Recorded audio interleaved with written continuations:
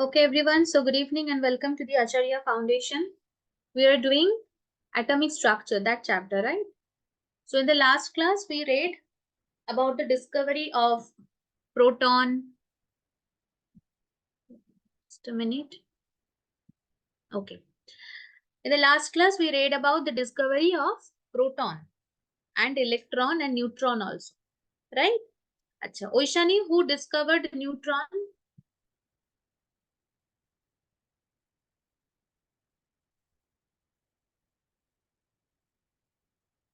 Ma'am, can you repeat the question? Who discovered neutron? Ma'am, J.J. Thomson. No, not correct. Who can tell me? Neutron. Yes, Shuchishmita. Sir James Chadwick. Chadwick, right. So Thomson discovered what? Which subatomic particle Thomson discovered? Upashana, can you tell me? Ma'am, bolun. Which subatomic particle Thomson discovered? Ma'am Thomson Newton আবিষ্কার করেছিল। This is what Oishani said, and I said it is wrong. After that, Shuchishmita said Chadwick discovered neutron. Thomson কি discover করেছিল?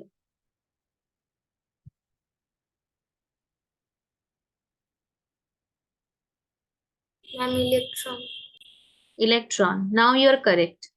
Acha, Oishani, I must say one thing. Have you just like how can I say? Have you taken help to write down the answers of homework from any source? Ma'am ma'am 6 number question. No ma'am. You can do that. That's not a crime. I'm not saying that you cannot do. No ma'am, 6 number question only. Okay, great. For any question, you can do that. Okay, you can definitely you can go for some references because nowadays internet is just like reference book to us. Initially, when people did not have this kind of reference book, this kind of internet, they used to use reference book. Now you have internet, you have Google, you have ChatGPT. So there are lots of sources from where you can get the answers directly. You can use that. But you have to remember, dear, in the exam hall, there will be no ChatGPT, there will be no Google, there will be nothing. Only you, your question paper, answer copy, and the pen and the invigilator. So you can get some reference from internet, but after that we must prepare the answers. Ma'am, Okay. Yes. ma'am, what is a balance cell? Valence shell মানে হচ্ছে যোজ্যতা কক্ষ। ঠিক আছে, I think এবারে তুমি বুঝতে পারছো নাকি? যোজ্যতা কক্ষ বলতে বুঝতে পারলে? হ্যাঁ ম্যাম, ওই ইলেকট্রন নিউট্রন যেখানটাতে থাকে। নিউট্রন তো বাবা ওখানে থাকে ম্যাম না। ইলেকট্রন আর প্রোটন। নো বাবু, প্রথম দিন থেকে বলছি ওই জন্য পড়াগুলো কর, ব্যাকলগ জমাস না। ব্যাকলগ করে রাখলেই এটা হয়, পরে গিয়ে সব এক মনে হয়, ইলেকট্রন প্রোটন নিউট্রন সব এক হয়ে যায়। দাঁড়াও এক সেকেন্ড, এই পেজটা ফাঁকা আছে, এখানে করছি, ভালোভাবে বোঝ। এটা একটা অ্যাটম, এটা অ্যাটমের নিউক্লিয়াস। কি বললাম? Nucleus. Inside that nucleus proton and neutron stay together. Around this nucleus, electrons are revolving in circular paths. These paths are known as orbits or shells. ঠিক আছে, এরকম যে রাউন্ড এরকম যে পাথ গুলো থাকে এগুলোকে অরবিট বা শেল বলা। Now the last shell, it is known as valence shell or যোজ্যতা কক্ষ. Okay, so last shell is known as valence shell. And the electrons present in this valence shells, suppose ধর এরকম electron গুলো সব রয়েছে, these electrons are known as valence electrons. So in that orbit, in that shells, electrons reside. Protons and neutron, they reside inside the nucleus. Nucleus ভিতরে থাকে। দেখ আমি নিউক্লিয়াসটাকে কত ছোট করে ড্র করেছি। Because after Rutherford's experiment, we could know that the mass of any atom, the nucleus, that is a very small part of the atom. Atom নিজে তো খুবই ছোট, তার মধ্যেও নিউক্লিয়াসটা আরো ছোট। মানে বাকি জায়গাটার ফাঁকাই থাকে। ফাঁকা কেন থাকে? Because there are this orbits or shells.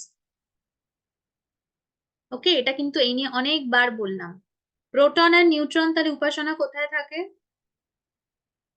Ma'am নিউক্লিয়াসের মধ্যে। নিউক্লিয়াসের মধ্যে। নিউক্লিয়াসটা কোথায় থাকে? ম্যাম ব্যালেন্স সেলের মধ্যে। অ্যাটমের মধ্যে। হ্যাঁ ম্যাম। ঠিক আছে, অ্যাটমের মধ্যে থাকে।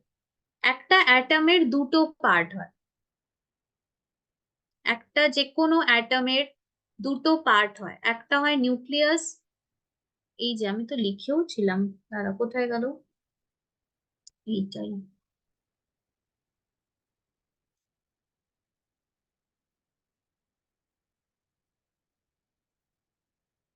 this one. See, any atom is made up of two parts. One is the nucleus, that is the central part of the atom. ভালোভাবে মন দিয়ে শুনুন।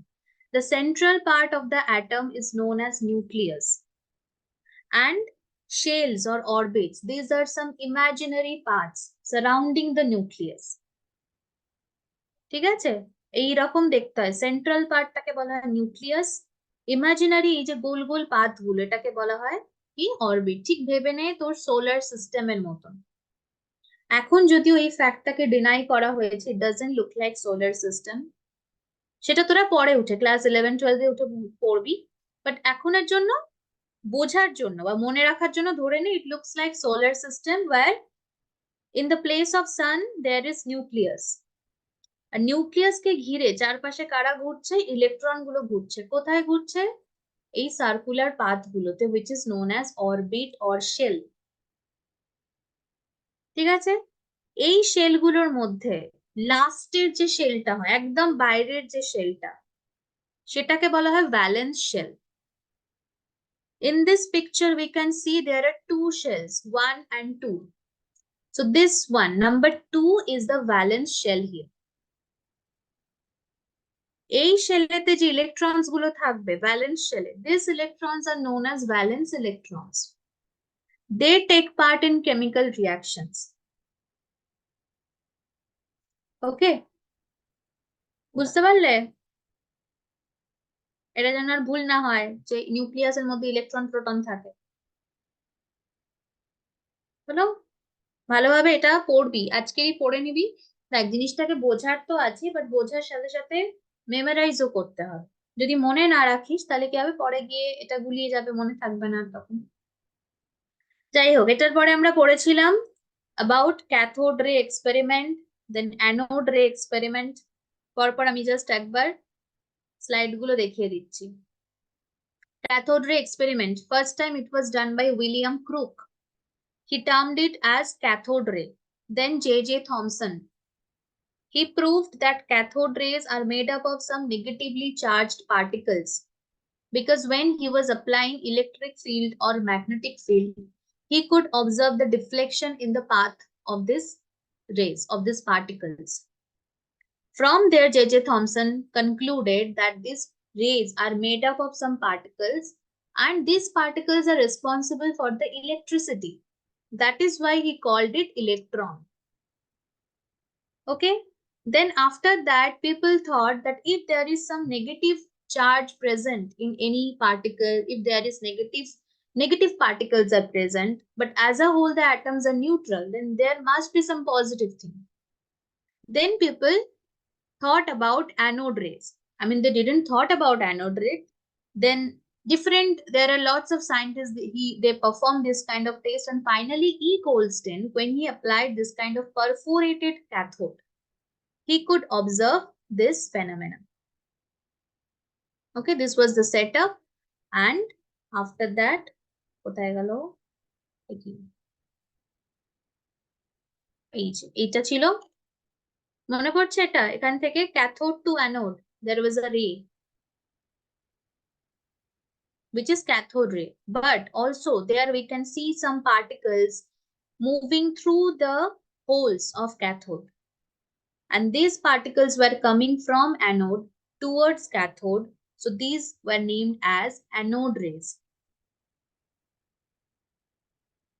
Okay, next এই যে অ্যানোড রে কিভাবে তৈরি হয়েছিল এটাও বলেছিলাম, যে when electrons are colliding with the gas particles, for example there are hydrogen gas, oxygen gas.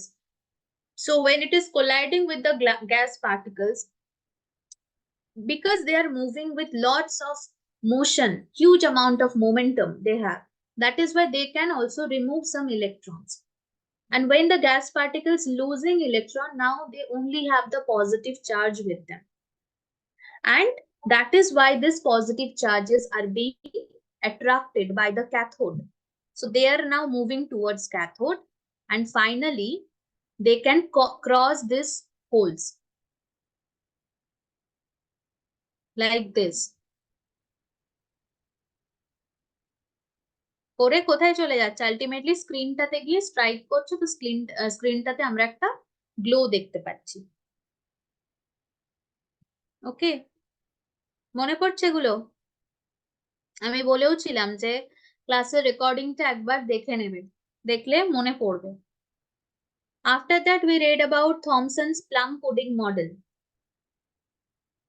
then Rutherford's experiment. আচ্ছা Aishani, you did not write this question, I mean this answer. Yes, ma'am. কোথাও বুঝতে অসুবিধা হয়েছে? আমি like মনে পড়ছিল না ভালো করে, মানে আমি বুঝতে পারছিলাম না কিভাবে লিখবো। কিচ্ছু লেখার নেই, এটা তো কোনো মানে আর্টস এর কিছু নয় যে সুন্দর করে লিখতে হবে। অবজারভেশনস কনক্লুশন এইভাবে লেখো, পয়েন্ট ওয়াইজ লেখো, ঠিক আছে? কিছু জিনিস হয়তো বইতে ঠিকভাবে দেওয়া থাকবে না, সেই জন্য স্টাডি ম্যাটেরিয়াল গুলো দেওয়া হয়, স্টাডি ম্যাটেরিয়াল গুলো পড়ো। আর একটা জিনিস আমার খুব ভালো লেগেছে, সেটা হচ্ছে when I gave this question, basically I copied the question from some book, আমার মনে নেই কার বই থেকে আমি কপি করেছি। তো I thought it is observation and conclusion, both are there in the question. But when I checked Shuchishmita's copy, I just saw that she didn't write about conclusions. তো আমি তখন আবার কোয়েশ্চেনটা দেখেছি, দেখি তো কনক্লুশন গুলো লেখেনি কেন। Then I found in that question only observations were required, যেটা আমি নিজেই কোয়েশ্চেনটা ভালোভাবে দেখিনি, বা দেখলেও এক সপ্তাহ পরে আর মনে নেই, আজকে চেক করার সময় দেখিনি। তো আমার সেটা ভালো লেগেছে যে this is known as to the point answer, যে কোয়েশ্চেনে অবজারভেশনস চেয়েছে, অবজারভেশনই দিয়েছে, she didn't write about conclusions. তো আরেকবার আমি টেস্টটাকে বলে দিচ্ছি এখানে, ভালোভাবে শুনে নাও। When proton and electron were discovered, after that Rutherford tried to know about the orientation, about the shape, about the atomic structure. So he performed a test. For that he took polonium, which is a very good source of alpha particle. Alpha means 2He42 plus. This is alpha particle. So it is, you can say, it is just a proton. It does not have electron. Because we wanted to know what happens inside the nucleus. We wanted to know about it. So that is why he just removed the electrons from it. We don't want to know about the electrons. We want to know about what is there inside the atom, in the central part, what is there. So that is why he bombarded this gold foil. Why gold foil? I said that gold is a very malleable metal, so we can get a very thin sheet out of it. So that is why he took gold foil and he bombarded. When he did that, what were his observations? Number one, most of the particles went straight like this. Most of the particles, most of the ray went straight. That means most of the space inside an atom is empty. মনে আছে আমি বলেছিলাম, ধর একটা রাস্তা দিয়ে আমরা হাঁটছি, এখানে মাঝখানে একটা গাছ রয়েছে, এই জায়গাটাতেই অনেক গাছ আছে। বেশিরভাগ লোক যারা এরকম চোখ বেঁধে দিয়েছে, তাদেরকে এখানে দাঁড় করিয়েছে, সবাই বেরিয়ে যাচ্ছে। যে লোকগুলো ধর এইখানে ধার দিয়ে যাবে, they will be deflected by certain angle. আর যারা একদম এই মাঝখানটা দিয়ে যাবে তারাই কিন্তু ডিরেক্ট গিয়ে ধাক্কা লাগবে and they will bounce back. So from this experiment and from this observation, তিনটে observation ছিল and প্রত্যেকটার respective একটা করে conclusion ছিল. First observation, most of the alpha particles went straight. এই যে straight line এ যাচ্ছে. কেন যাচ্ছে? Because mostly made up of empty space. Mostly atoms are made up of empty space. তাই জন্য সোজা বেরোচ্ছে. Number 2, deflection of few particles. কেন হচ্ছে এটা? Because a heavy and positively charged mass inside atom. Now this positive and heavy, these words are very meaningful. মনে আছে বলেছিলাম যে যদি ধর একটা পিঁপড়ে সামনে দাঁড়িয়ে থাকে ধাক্কা লাগলেও আমরা বুঝতে পারবো, but think about an elephant, ধাক্কা লাগলে কি হবে? So heaviness is very important. If you will strike by any heavy object, only then your path will be deviated. Only then you will bounce back. And number 2, positively charged আছে, because ভেবে দেখ আমরা পাঠিয়েছিলাম কি helium 2He4 2+, helium 2+, মানে alpha particle. তো যদি মাঝখানের এখানে নেগেটিভ চার্জ থাকতো তাহলে তো খুব আনন্দই আনন্দ জীবন, অ্যাট্রাকশন হতো, কিন্তু পজিটিভ আছে বলেই রিপালশন হচ্ছে। ঠিক আছে, তাহলে পজিটিভ হতে হবে, হেভি হতে হবে, only then there will be deflection. And Ma'am? number 3, yes, ma'am alpha particle মানে কি? আলফা পার্টিকেল হচ্ছে যে 2He4 2+, হিলিয়ামকে কেমন দেখতে হয়? 2He4,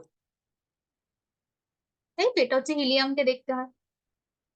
এই হিলিয়ামের দুটো ইলেকট্রন আছে, দুটো ইলেকট্রনকে যদি তুই রিমুভ করে দিতে পারিস তাহলে যে ক্যাটায়নটা তৈরি হবে He2+, ওই He2+ কে বলা হয়, ওটার নাম দেওয়া হয়েছে আলফা পার্টিকেল। ঠিক আছে, ওটার নাম দেওয়া হয়েছে আলফা পার্টিকেল। তো এইটা দিয়ে আমরা মানে ডিফ্লেক্ট করছি, মানে ধরে নে খুব সোজা ভাবে বলতে গেলে তুই ওটাকে এইটা দিয়ে He2+, এইটা দিয়ে বম্বার্ড করেছিস। বম্বার্ড করা মানে ধাক্কা মারা। ধর কারোর দিকে আমি একটা বল ছুঁড়ে মারি, বল ছুঁড়ে মারলে তো এরকম কাজ হবে না। ওরা কি ছুঁড়ে মেরেছে? ওরা তো আর আমাদের মতন বল নিয়ে কাজ করবে না, ও হিলিয়াম ছুঁড়ে মেরেছে, হিলিয়ামের ক্যাটায়ন, হিলিয়াম ক্যাটায়ন ছুঁড়ে মেরেছে, মেরে দেখছে এই অবজারভেশনটা আসছে। কি করছে? বেশিরভাগ হিলিয়াম গুলো সোজা বেরিয়ে গেল। তার মানে কি? সোজা বেরিয়ে যাচ্ছে মানে ফাঁকা রাস্তা। ধরে নে তোর চোখ বন্ধ, চোখ বন্ধ মানে তোর কাছে কোনো আইডিয়া নেই, বিকজ অ্যাটমকে আমরা খালি চোখে দেখতে পাই না, দ্যাট মিনস চোখ বন্ধ হওয়ারই সমান। তোর ঘরের মাঝখানে এরকম একটা ঘর আছে, এই তোরা দেখেছিস? ওই যে ওটা কোথায় ছিল মনে পড়ছে না আমার, গুপি গাইন বাঘা বাইনেই ছিল মনে হয়, নাকি হীরক রাজার দেশে, কোনটাতে ছিল? সেই চোখ বন্ধ করে এরকম ভাবে মারতো জটায়ুকে উদ্দেশ্য করে, দেখিসনি বলে। আই থিঙ্ক হীরক রাজার দেশেই ছিল, পাগল সায়েন্টিস্ট। তাই হোক, তাহলে ধর ঘরের মাঝখানে এখানে একটা এরকম কিছু একটা রয়েছে, তোকে একটা পিন মারতে হবে ওখানে, ওই যে ইয়েগুলো থাকে না পিনের মতন, ওগুলোকে আমরা ছুঁড়ে ছুঁড়ে মারতে হবে। তাহলে একদম মাঝখানটাতে গিয়ে দেখছিস হয়তো ধাক্কা খেয়ে বাউন্স হয়ে চলে আসছে, বাকিগুলো বেশিরভাগ সোজা বেরিয়ে যাচ্ছে এরকম ভাবে। তার মানে কি? বেশিরভাগ জায়গাটা ফাঁকা, মাঝখানটায় যারা একদম কিছু আছে যেগুলো অল্প করে ডেভিয়েট হয়ে যাচ্ছে, অল্প করে ডিফ্লেকশন হচ্ছে, আর একদম যাদের মাঝখানে যাদেরকে পাঠিয়েছিস অল্প কিছু, তারা একদম ডিরেক্ট বাউন্স ব্যাক হচ্ছে। এটার থেকে এই অবজারভেশনস গুলো আসছে এন্ড তার রেসপেক্টিভ কনক্লুশন। দুটো কনক্লুশন আমরা পড়েছি। থার্ড এরটা কি ছিল? Only few particles bounced back. Why? Because the positively charged mass and the positively charged and heavy mass, it is constricted in the center. একদম মাঝখানটাতে রয়েছে। ঠিক আছে, খুব সোজা, জাস্ট এই ডায়াগ্রামটা দিবি যদি অবজারভেশনস এন্ড ইনফারেন্স চায়, ডায়াগ্রামটা দেবে, তার পাশে এরকম একটা টেবিল মতন করে, বা just one observation conclusion point wise লেখো, ভালো করে সুন্দর করে সাহিত্য করে লিখতে হবে না। ওকে, বুঝতে পেরেছো এবার? Aishani, Upasana? Yes ma'am. Okay, ঠিক আছে, চলো নেক্সট। এবার শ্যাডউইকের কথা আগের দিন আমরা পড়েছিলাম, তাই তো? তারপরে রাদারফোর্ড এর মডেল, রাদারফোর্ড এরকম একটা মডেল দিয়েছিল, because based on his observation he said electrons গুলো এরকম ভাবে ছড়ানো ছিটানো রয়েছে, যেটা থমসনও বলছিল, and তার সাথে কি করছে, এরকম মাঝখানেতে পজিটিভ চার্জটাকেও দিয়েছে। So by this process, he could not tell about the atomic structure, because we know this is not a perfect atomic structure, but he could find out the presence of nucleus. So who discovered nucleus? That is Rutherford. Okay. তারপরে এটা ছিল finally এই যে চার্টটা, এটা আমি বলেছিলাম এটা কিন্তু পড়বে। Proton Goldstein, electron Thomson, neutron Chadwick. এখান থেকে একটা ট্রিকের মতন মনে রাখতে পারিস, দ্যাট ইজ পেন, কোনো মানে নেই, পেন একটা ওয়ার্ড আমাদের মনে থাকবে, equals to grand trunk road, তো হবে না, জিটিসি করে দিন, ঠিক আছে? Pen GTC, there is no meaning, but pen GTC আমার ওইভাবে মনে থাকবে। Proton, electron, neutron, Goldstein, Thomson, Chadwick, and nucleus that was discovered by Rutherford. হয়েছে? আচ্ছা, আগের দিন এই পার্টিকেল বলেছিলাম, ওদের চার্জ গুলো বলেছিলাম, চার্জ গুলো কিন্তু বাবু একটু মনে রাখতে হবে, কারণ ক্লাস 8 এখন তোমরা, so in questions they may ask you, okay, like what is the charge of electron, what is the charge of proton, and symbol of electron proton. So what is the symbol of electron?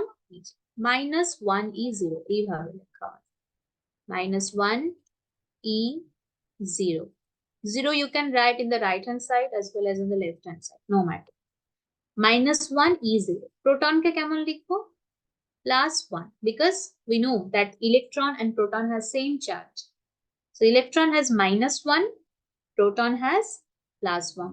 উপাসনাকে আগের দিনও বলেছিলাম, উপাসনা বাবু ফোনটা এরম ভাবে rotate করে নাও, তাহলে স্ক্রিনটা বড় হয়ে যাবে, তখন এরকম কষ্ট করে ঝুঁকে করে দেখতে হয়। না ম্যাম, ওটা করলে একটু অসুবিধা হয়। তুই সোজাই থাকবি, তুই উল্টাবি না, ঠিক আছে? তোর দেখতে পাওয়াটা বেশি ইম্পর্টেন্ট দেন তোর ছবিটা সোজা, তো এখনো সোজাই আছে, উল্টে আছে বল তোরা? আমি তো সোজাই দেখছি ওকে, সোজাই আছে। +1 P, প্রোটনের মাস কত? প্রোটনের কিন্তু মাস আছে, 0 নয়, এরকম। নিউট্রনের কি হবে? 0 N 1। তোদের মনে আছে না কিভাবে সিম্বল লেখা হয় যে কোনো এলিমেন্টের? For example, X is an element, so we write the atomic number here and the mass number here. But in case of proton, electron, neutron, they do not have atomic number, but they have charge. তো চার্জটাকে এখানে এই যে সাবস্ক্রিপ্টের মতন করে লেখা হয়, আর মাসটাকে সুপারস্ক্রিপ্টের মতন লেখা হয়। So electron has no mass, it has mass, it is not massless, এটা কিন্তু ভালোভাবে বোঝো। Electron is not massless, but when you compare the masses between electron and proton, we consider that to be 0, তাই জন্য মানে একদম negligible, সেই জন্য ওটাকে আমরা -1 E0 এইভাবে লিখি, considering the mass of proton as 1 unit. ও এটা চার্জ রয়েছে, sorry, considering the mass of proton as 1 unit, সেই জন্য ইলেকট্রনটাকে 0 লিখছি, but electron is not chargeless, it is not massless, it has mass. Proton কি হলো? +1 P1, আর নিউট্রন হচ্ছে 0 N1। এই সিম্বল গুলো কিন্তু আসে পরীক্ষায়, যে write the symbol of electron, proton and neutron. বুঝলা? হয়েছে এই অব্দি? কোনো কনফিউশন? উপাসনা এখনো ফোন ঘুরিয়ে যাচ্ছে, ভাবছে কোন দিকে ফোনটাকে রাখবে। ঠিক আছে, চলো পরেরটায় যাচ্ছি। উপাসনা পড়ায় মন দে, ফোন ঠিক আছে। Comparison between modern atomic theory and Dalton's atomic theory. So let us look into the comparison. Dalton said atoms are indivisible. Now we know atoms are divisible and there are different subatomic particles, not only protons, electrons, neutrons, but other than this, there are different subatomic particles. Number 2, atoms can neither be created or destroyed. It was said by Dalton. But atoms can be created or destroyed by nuclear fusion or fission. Basically, one is known as chemical reaction and the other is known as nuclear reaction. So Dalton যখন বলেছিল, ডাল্টনের কাছে idea ছিল না nuclear reaction. কারণ ভেবে দেখ, এখন আমাদের জন্য বসে বলাটা খুব সুবিধা যে হ্যাঁ there is nuclear reaction, but think about Dalton. At that era, it was not possible for him. So he said atoms can neither be created or destroyed. But now we know that atoms can be created by nuclear reaction. Nuclear reaction দু ধরনের হয়, fusion and fission, সেটা এক্ষুনি তোমাদের না জানলেও চলবে, because you don't have radioactivity. Number 3, atoms of an element are alike in all respects. সবকিছু সমান হবে, different হলে সবকিছু different হবে. We have seen about isotopes and isobars, right? And number 4, atoms follow the law of chemical combination to form compounds. In the formation of organic compounds, the laws of chemical combinations are not always followed. Law of chemical combination মানে বলছে যে ধর তুই যে কোনো source থেকে H2O কে নে, law of chemical কম্বিনেশনের অ্যাকচুয়ালি অনেকগুলো ল আছে, তার মধ্যে একটা হচ্ছে ধর তুই যে কোনো সোর্স থেকে নে H2O কে, সবসময় কি হবে, এটা রেশিওটা হবে 1:8, ঠিক আছে? আরেকটা ধর রয়েছে H2O2, in whole numbers. yes that will be in whole numbers, এটাও বলেছিল ডাল্টন, সেটাও ফলোড হয় না। প্লাস দ্যাট ফর H2O আর H2O2, what is the ratio of H2O2? 1:1. তো এরকম একটা কথা, এটা পরে আরো ক্লাস 9-এ উঠে বুঝতে পারবি। তার একটা কম্পোনেন্ট যদি আমার ফিক্স থাকে, ফর এক্সাম্পল, আচ্ছা H2O2 টা দিয়ে ভালো বুঝতে পারা যাবে না এখানে, কাকে দিয়ে বোঝাই, ধরে নে অক্সিজেনটাকে যদি আমি ফিক্সড রাখি, I can take nitrogen.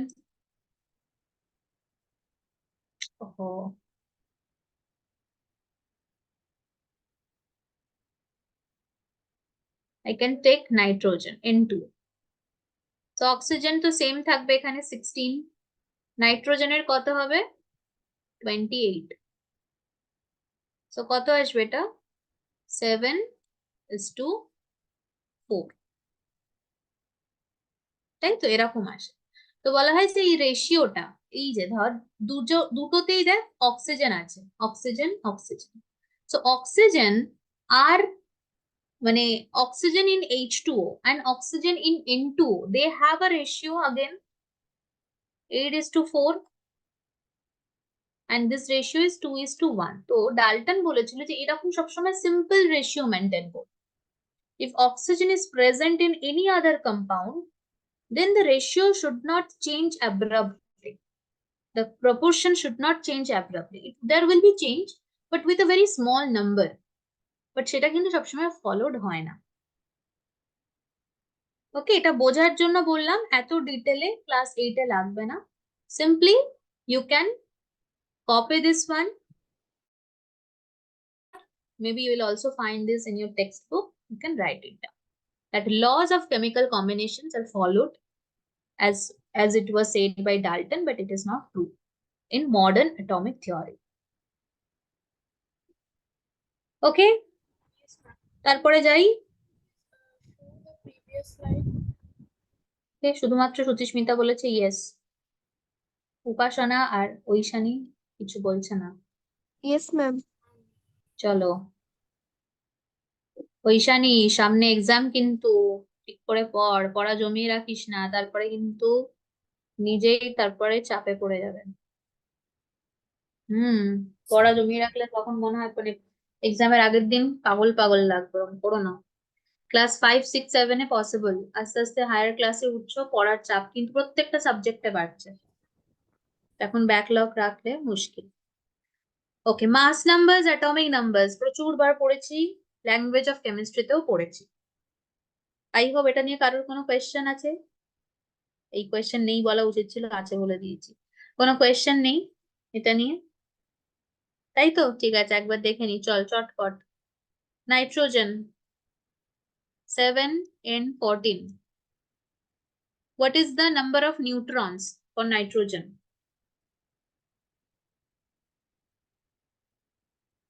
And also I'm writing 7. Okay. Oishani, tell me about sodium. What is the number of electrons, protons and neutrons for sodium? তোকে জিজ্ঞেস করছি কারণ তোরই সবার আগে এক্সাম। প্রোটন 11, ইলেকট্রন 11 আর আর নিউট্রন নিউট্রন নিউট্রন নিউট্রন 10। এই নিয়ে 4বার neutron বললো, নিউট্রন নিউট্রন নিউট্রন 12। নিউট্রনও ভাবছে আমি কোথায়, বাবা এতবার আমার নাম কেন বলছে? Yes, 11, 11, 12, right. ওকে, তাহলে হয়ে গেল। আচ্ছা এবারে বলতো অ্যাটমিক নাম্বার কি? What is atomic number of sodium?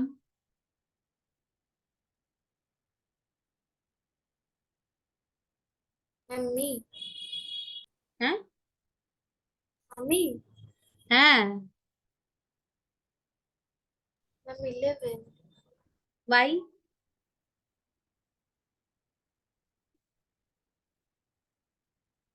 এটাও তোকেই করছি, by.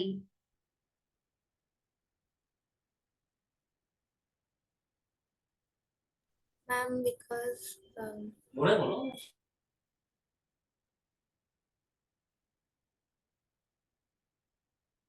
You are correct. 11 is the atomic number for sodium, but why?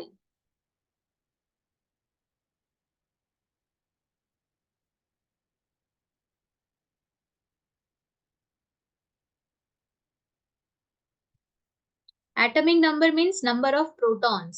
তুই যেটা বললি যে number of proton হচ্ছে 11. That is why it is the atomic number, because number of proton কেই আমরা atomic number বলি। ওকে, এইগুলো কিন্তু মনে রাখতে হবে। atomic number means number of protons. It was also written in this slide. ঠিক আছে, চলো এগুলো পড়বি, এগুলো কিন্তু ল্যাঙ্গুয়েজ অফ কেমিস্ট্রি চ্যাপ্টারেও পড়ানো। নেক্সট কোয়েশ্চেনে যাই এবার আমরা। এই নেক্সট এতে এইটা বারবার মুখস্থ করতে বলেছিলাম, এটা তো ক্লাস 7-এ তো আমি যে কতবার দিয়েছি। উপাসনা ঐশানী ছিল না ক্লাস 7, প্রচুর বার দিয়েছি। এলিমেন্টস, ফার্স্ট 20 এলিমেন্টস এর atomic number and mass numbers গুলো মেমোরাইজ করার কথা। এগুলো কিন্তু পড়ে নেবে যদি না করো ল্যাঙ্গুয়েজ অফ কেমিস্ট্রি থেকে। দেন নেক্সট, এবারে অনেকগুলো সোজা সোজা পাবে। নেক্সট হচ্ছে আমাদের এই যে আইসোটোপ। আমার আইসোটোপের পি নিচে চলে এসছে। Isotope. Isotope means atoms with same number of protons. Same number of proton মানে কি হবে? Atomic number same. Atomic number same মানে কি? Atomic number কে আমি বলি না, atomic number is just like roll number by which you can identify a person. So if the roll number is same, that means the person is also same. So isotopes have same number of protons, means same atomic number, and that is why they are the same elements. So same elements having different number of neutrons are known as isotopes. And as they have same number of protons, so in neutral condition, they have same number of electrons also. And we know that electrons take part in chemical reactions. That is why isotopes have similar chemical properties, because they also do have same number of electrons in neutral condition. Clear হয়েছে এটা? ঐশানী, কিছু জিনিস যদি বুঝতে না পারো জিজ্ঞেস করবে কিন্তু। এখানে বুঝতে পারছো না মানে পরে বই থেকে পড়লেও বুঝতে অসুবিধা হবে। So if there is any doubt, any question, feel free to ask. Yes, ma'am. Okay. Now what are the applications? Applications of isotopes, you can talk about cobalt. Cobalt isotope, এটা খুব ক্যান্সারে ইউজ হয়। Uranium isotope, nuclear fuel, যেগুলো তৈরি করা হয় nuclear reactors, সেখানেতে as a fuel use করা হয়। আয়োডিনের আইসোটোপ কোথায় ইউজ করা হয়? গয়টার, গয়টার যে ডিজিজের কথা তোরা পড়িস সেই ডিজিজে এটাকে ইউজ করা হয়। Okay, so isotopes have same chemical properties. তাহলে তোকে এখানে যদি আইসোটোপ দেওয়া হয়, তাই এখানে হাইড্রোজেনের আইসোটোপ নিয়েছে। 1H1 is known as protium, 1H2 deuterium, and 1H3 is tritium. And hydrogen is the only element which has got different names for its different isotopes. বাকি কারোর কিন্তু এত প্রিভিলেজ নেই, একমাত্র হাইড্রোজেনের আছে। ঠিক আছে, ও বোধহয় সব থেকে ছোট বলে ওর নাম পেয়েছে, প্রোটিয়াম, ডয়টেরিয়াম আর tritium. So all of these have same chemical properties. Okay, চলো next one. Next will be isobars. আইসোবারের কথা আমরা আগে পড়েছি। আইসোবারে কি হয়? Same number of, same mass number. Mass number means total number of protons and neutrons. That will be same. For example, you can see here argon, potassium, and calcium. All of them have 40. This is the mass number. So 40, that is the mass number, means total number of proton plus neutron. Eta same হচ্ছে। They are known as isobars, and isobars do have different chemical properties. Why? Because they have different number of protons and different number of electrons. দেখ এটা খুব সুন্দর একটা image দিয়েছে। First one is 18 argon 40. So 18 means 18 number of protons. So 18 will be electrons also. Potassium has 19 protons. So 19 electron also. Calcium has 20 protons. So 20 electrons also. So they have different number of electrons. So that is definitely they will have different chemical properties, because chemical property of any substance depends on its number of electrons and electronic configuration.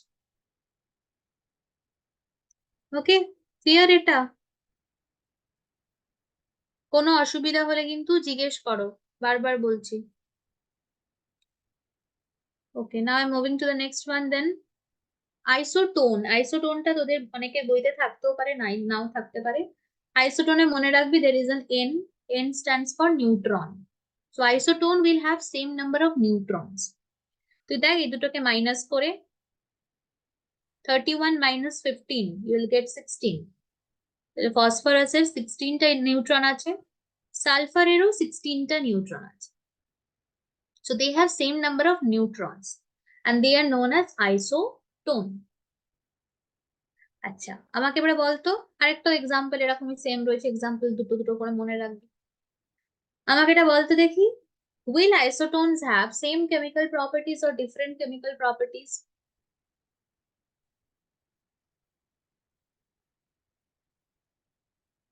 Ma'am কি বললেন? Will isotone have same or different chemical properties? এদের কি same হবে না আলাদা হবে chemical property isotone গুলোর? আলাদা হবে ম্যাম। আলাদা হবে বলছে উপাসনা। আচ্ছা, সুচিস্মিতা, ঐশানী? ডিফারেন্ট। আচ্ছা, কেন? আচ্ছা, উপাসনা ফার্স্টে আনসার দিয়েছো, দেখি উপাসনা বলো কেন। ম্যাম এখানে তো লেখাই আছে different elements with same number of neutron. তাতে এখানে কোথাও কোনো কেমিক্যাল রিয়াকশনের কথা তো লেখা নেই। ম্যাম কেমিক্যাল রিয়াকশনটা এখানে আলাদাই হবে। কেন? This is not the answer. 2 marks এর কোয়েশ্চেনে 1 mark পেয়েছো, এখনো 1 mark পাওনি। ওয়াই? এর আগেরটাতে কি বলেছিলাম ধর যখন আমরা আইসোটোপের কথা পড়েছি, যে why do they have same number of, I mean same chemical properties? একটা জিনিস নোট করে রাখ, chemical property atomic number, the same atomic number. তাহলে অ্যাটমিক নাম্বার দিয়ে বলবি একদম, ঠিক আছে? জিনিসটা কিন্তু রিলেটেড। অ্যাটমিক নাম্বার খুব ভালোভাবে দেখ, অ্যাটমিক নাম্বার কার সঙ্গে রিলেটেড? Number of protons.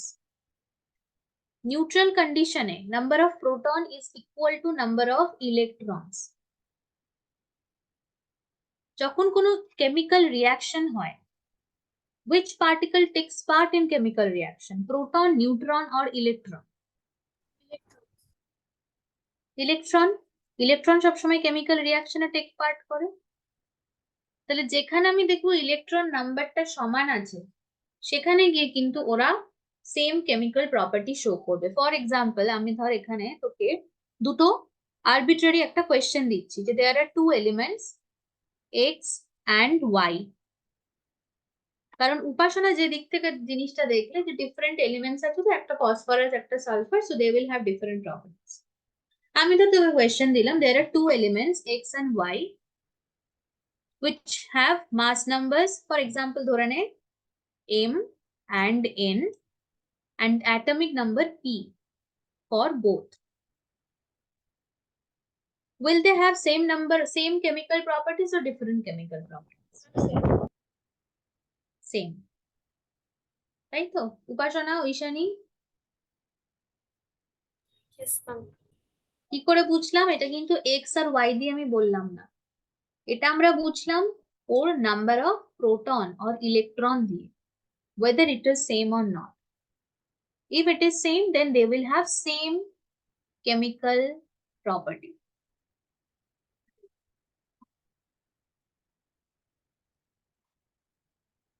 কোনো কোয়েশ্চেন এখানে?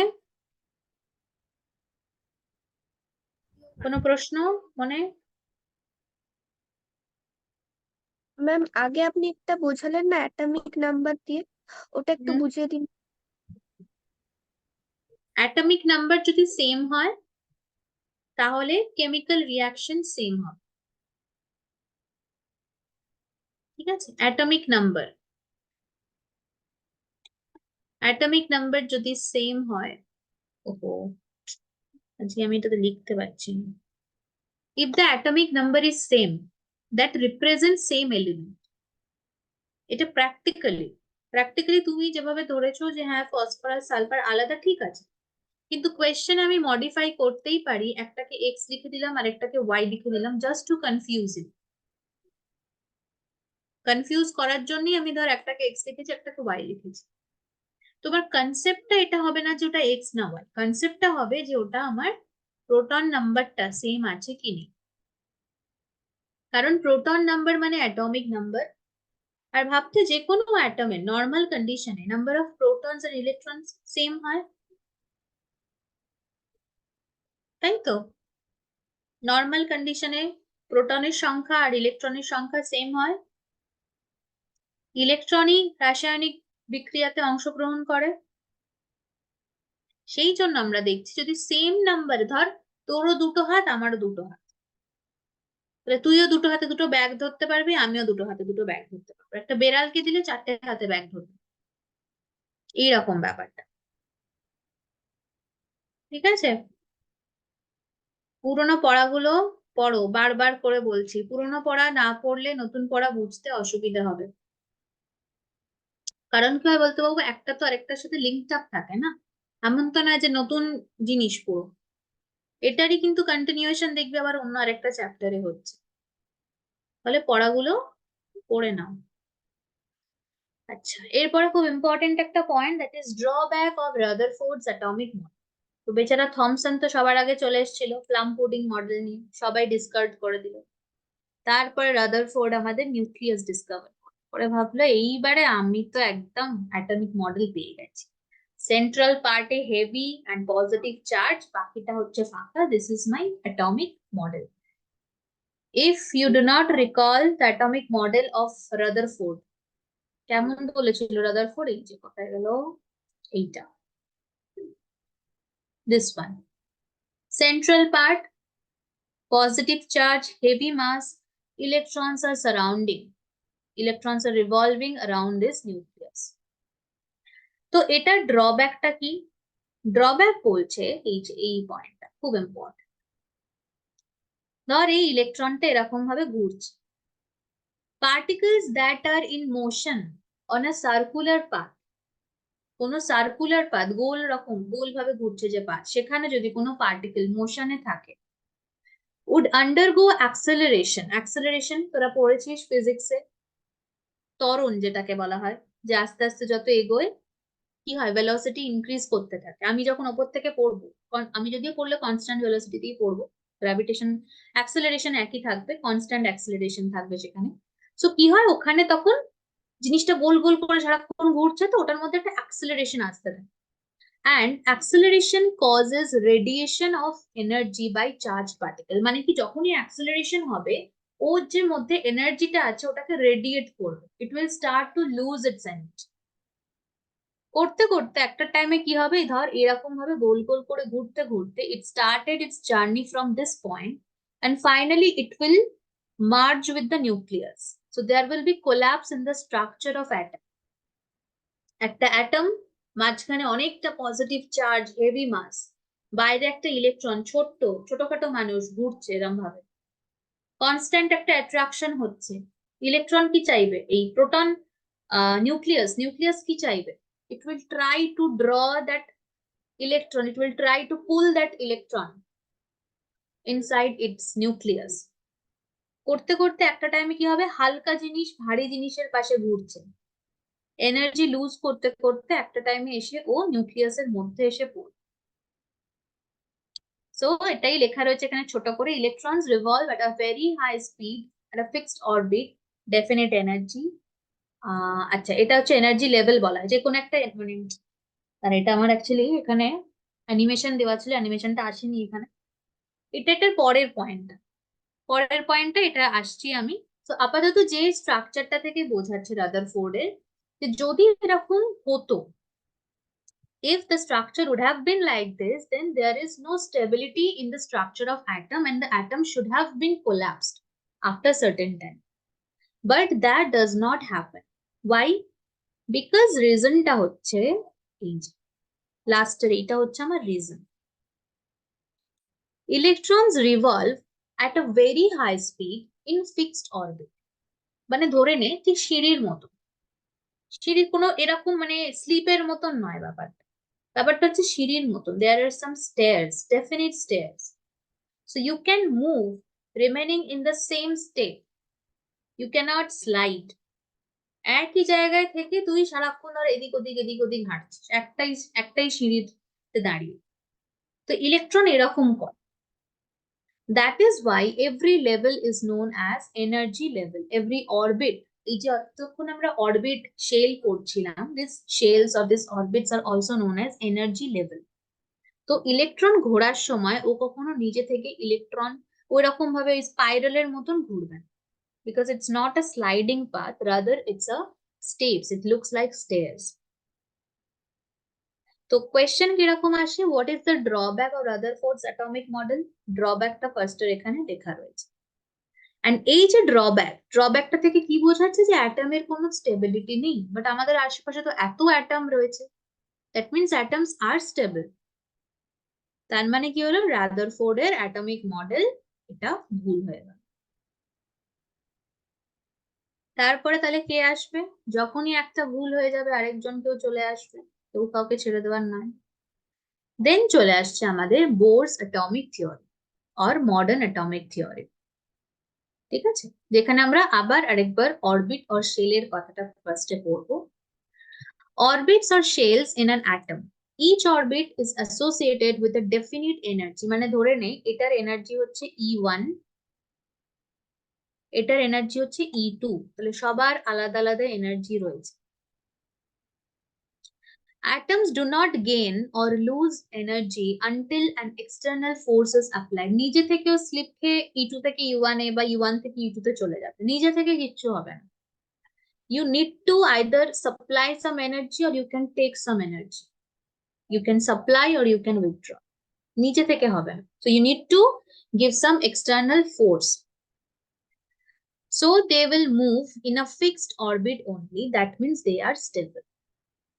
তাহলে আমাদের রাদারফোর্ড যেটা বলেছিল যে এই হচ্ছে নিউক্লিয়াস, ইলেকট্রন এরম ঘুরতে ঘুরতে ঘুরতে ঘুরতে এরম এসে পড়ে যাবে, এটা কিন্তু নয়। এটা যদি নিউক্লিয়াস হয়, ও একটা ইলেকট্রন এই পাথে ঘুরছে, ও কনস্ট্যান্টলি এই পাথেতেই ঘুরবে। আমার পথ তো স্পাইরাল হয়ে যাচ্ছে, কিন্তু এটা ধরে নে একটাই রাস্তা, ঠিক আছে, এরকম ভাবেই ঘুরবে। ওকে যদি আমি আর কিছুটা এনার্জি দিই, আবারও এখানে উঠবে, তখন আবার এই পাথেতে ধর ঘুরবে না, ঠিক আছে, এরকম ভাবে একই পাথেতে ঘুরবে। ঠিক সোলার সিস্টেমের মতন ব্যাপার। সোলার সিস্টেমে কি এরকম হয় যে আর্থ নিজের অরবিট ছেড়ে মার্সের অরবিটে চলে গেল? না, কারণ ওর একটা নিজের অ্যাক্সিলারেশন আছে, সবকিছু নিজের মতন রয়েছে, তো নিজের পাতেতেই ঘুরতে থাকবে, এরকম ভাবে হবে। ওকে, বুঝতে পেরেছো এটা? এটা ক্লাস 7-এও ছিল। 7-এ একই রকমই আছে, 7-এও এগুলো আমরা অল্প অল্প পড়েছি, তাই না? সবটাই পড়া, আর একটু একই জিনিস আরেকবার করে পড়া হচ্ছে। ওকে, আজকে এখানেই রাখছি। নেক্সট দিন কি কি পড়াবো একবার আমরা দেখে নিই। নেক্সট দিন থেকে বোরের মডেল শুরু হবে। It's Bohr, it's not bore. Okay, তো বোর না, বোরিং ব্যাপার না, এটা খুব ইন্টারেস্টিং ব্যাপার। বোরস মডেল।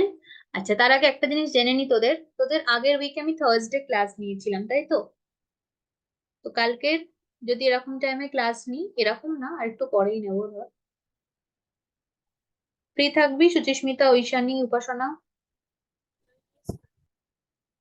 মেইনলি ঐশানীর জন্যই করছো। ঐশানীর exam 14th June, yes ma'am. তাই জন্যই। আর এটা একদিন দুদিন ক্লাস করলে এটা কমপ্লিট হয়ে যাবে। বোরস অ্যাটমিক মডেলটাই শুধু আছে মেইনলি এখান থেকে ইম্পর্টেন্ট। ঠিক আছে, তাহলে কালকে যদি আমি পারি কালকে একটা ক্লাস নিয়ে নেবো। কাজ কি হবে কাল নিলে সেই বিকেলে নেব। পুরো চ্যাপ্টারটা অ্যাটমিক থিওরি প্রথম থেকে যা যা পড়িয়েছি বাবু পড়। বারবার করে কিন্তু বলছি, এখন পড়লে ডাউট আসবে মনে, ডাউট ক্লিয়ার করতে পারবি। এখন যদি না বলিস এক্সামের আগের দিন, তখন ডাউট ক্লিয়ার করেও কোনো লাভ হয় না। ওকে, এন্ড করছি তাহলে ক্লাসটা।